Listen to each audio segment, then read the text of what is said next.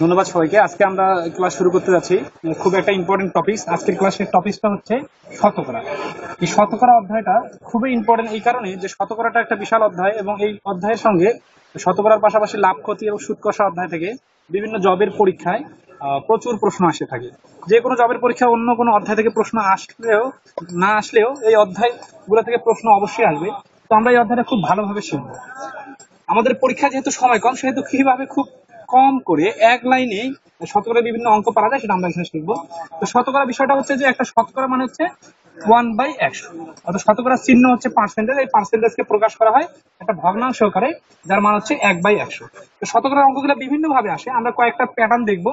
এই প্যাটার্ন গুলো অনুযায়ী আমরা সংক্ষিপ্ত আকারে শিখবো এবং এই পরবর্তীতে লিখিত যে অঙ্কগুলো আসে সেই লিখিত অঙ্কগুলো কিভাবে এই সহজ নিয়মগুলো প্রয়োগ করতে হয় সেটা আমরা দেখবো। তো শতকরার প্রশ্নগুলো স্বাভাবিকভাবে আসে যে একটা সংখ্যা দেওয়া থাকে, সাপোজ 500 এর 10% মান। অর্থাৎ এভাবে যদি কখনো কোনো সংখ্যা দেওয়া থাকে, সংখ্যা এর পার্সেন্টেজের মান বের করতে বলে, তাহলে আমরা খুব সহজেই লিখবো কি 500 এর 10% মানে হচ্ছে উপরে 10 নিচে 100, তারপরে কাটাকাটি করার পরে যেটা থাকবে সেটা অ্যান্সার। তো এই সংখ্যাটা সোজা খুব সহজে আমরা পারবো। তো এই অঙ্কগুলো কিভাবে লিখিত পরীক্ষা আসতে পারে এটা আমরা একটু দেখবো।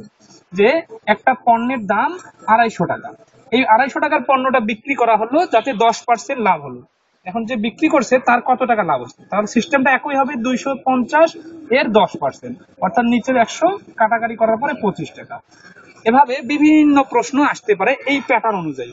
যেমন ধরি যে মিস্টার রহমানের বেতন 5,000 টাকা, তিনি এখান থেকে প্রতি মাসে 20% টাকা সঞ্চয় করেন। তাহলে কি হবে, মূল সংখ্যাটা দেওয়া আছে তার, অর্থাৎ তার বেতন কত, মোট বেতন কত সেটা দেওয়া আছে। তাহলে লিখতে হবে 5,000 এর 20%, অর্থাৎ যে মানটা বের হবে সেটাই অ্যান্সার। এখন এই ধরনের প্রশ্নের অ্যান্সার খুব দ্রুত পারা যাবে, কোনো কিছু লিখতে হবে না, যদি আপনি আমাদের বর্তমানে যে একটা ফর্মুলা দিব এই ফর্মুলাটা পূরণ করে মুখস্থ করে রাখেন। সে ফর্মুলাটা হচ্ছে যে সাপোজ পার্সেন্টেজের সঙ্গে ভগ্নাংশের একটা খুব ইম্পর্টেন্ট মিল আছে। সেই মিলটা কিরকম, যে সাপোজ দেখেন যে কখনো যদি 50% থাকে এর মান হচ্ছে হাফ, অর্থাৎ যে কোনো সংখ্যার 50% মান হচ্ছে 50, এটা আমরা সবাই জানি। সেভাবে 25% মান হচ্ছে 4/1/2। অর্থাৎ আমার কাছে সাপোজ 200 টাকার একটা বই আমার কাছে আছে, আমি এটা বিক্রি করব 25% লাভ করবো। 200 টাকার বই যদি 25% লাভ করতে চাই, তাহলে 200 এর 25% লেখার দরকার নেই, কারণ 25% মানে হচ্ছে 4/1 তাহলে সরাসরি 200 4/1 মানে 50।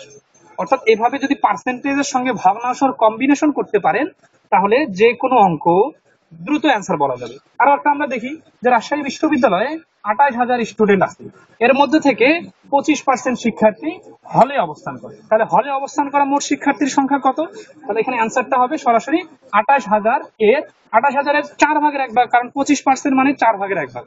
অর্থাৎ এই পার্সেন্টেজ গুলো যদি আপনি ভগ্নাংশ আকারে মুখস্থ করে রাখেন আপনারা, তাহলে যে কোনো অঙ্ক খুব দ্রুত হবে। আর আমরা দু একটা দেখবো, 10% মানে হচ্ছে 10/1, 20% মানে হচ্ছে 5/1। এই সংখ্যাগুলো আপনারা পারবেন। আরেকটা জিনিস দিয়ে দেই, সেটা হচ্ছে 75% মানে হচ্ছে 4/3।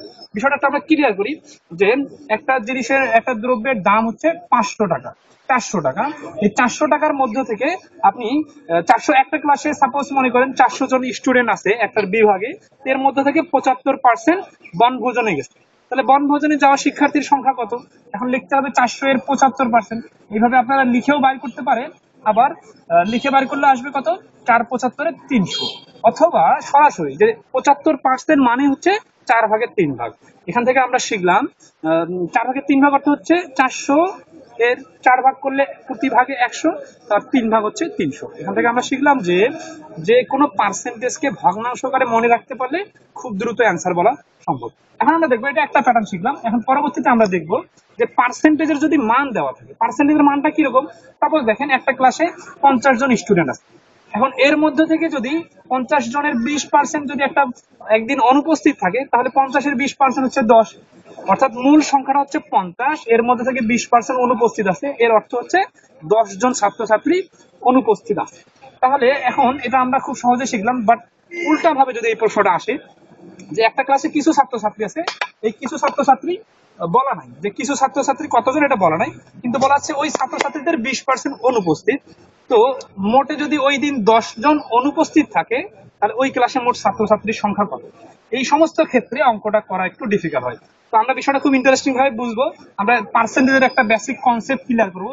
সাপোজ ধরেন একটা বৃত্ত, এটা হচ্ছে মোট ছাত্রছাত্রী সংখ্যা, অর্থাৎ এই মোট ছাত্রছাত্রীটা হচ্ছে 100%।